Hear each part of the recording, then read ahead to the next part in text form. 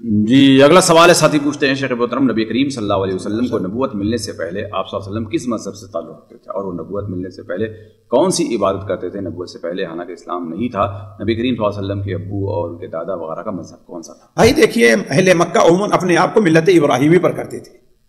اور اسی بنیاد پر وہ حج کرتے تھے، اور حج میں وہی طریقہ عمومی طور پر تھا جو حضرت ابراہیم علیہ السلام سے لوگوں نے سیکھا تھا، یعنی مینا جانا، عرفات جانا، پھر مزدلفہ آنا، پھر کنکڑیاں مارنا، ہے کہ نہیں؟ یہی طریقہ تھا،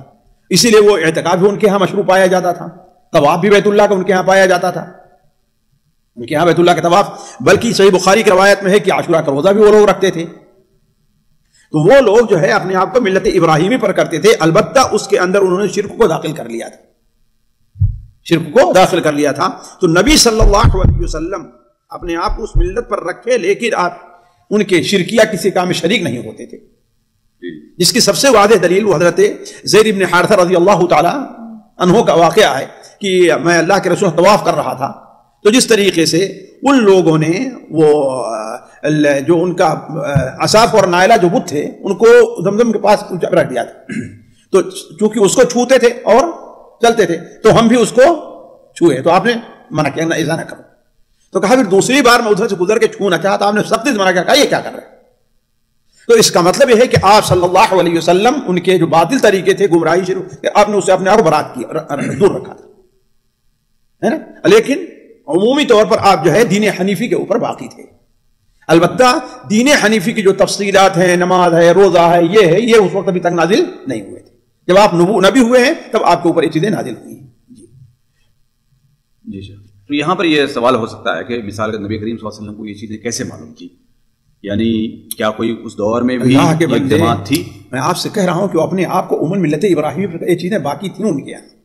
اور کچھ ایسے کم لوگ تھے جنہوں نے اپنے آپ کو اس سے بچائے رکھا، جیسے زید ابن عمرو بن نفیل، حضرت سعید ابن زید کے والد،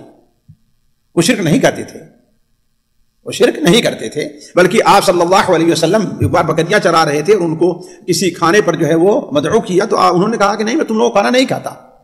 اس لیے کہ تم لوگ اپنے ذبیحہ کہاں کرتے ہو، اہل مکہ کا جو عام رواج تھا بتوں پر کرتے ہو، میں جو ہے اللہ کے نام پر ذبح کیوں جائے؟ تو آپ صلی اللہ علیہ وسلم فطری طور پر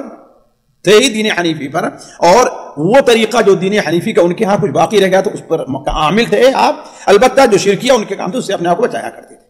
یعنی اس دور میں لوگوں کی ایک جماعت تھی، جماعت نہیں لیکن افراد ایسے دو ایک رہے ہوں گے، لیکن ایک جماعت نہیں کہا جا سکتا۔ جی، آپ کے دادا اور والدین کے بارے میں امام سیوطی رحمہ اللہ نے بڑی کوشش کی ہے کہ وہ دین حنیفی پر تھے، لیکن اس کا کوئی ثبوت نہیں ہے۔ جی سامعین اکرام، ہمارے علمی اور عوامی دروس اور سوال و جواب کی مجلسوں سے آپ خود بھی مستفید ہوں اور اپنے دوست و احباب کے ساتھ بھی شیئر کریں۔ عین ممکن ہے کہ آپ کے شیئر سے کسی کی اصلاح اور آپ کے لیے صدقہ جاریہ بن جائے۔ واٹس ایپ پر اسلامک میسج حاصل کرنے کے لیے نمبر نوٹ فرمائیں: یعقوب عزیز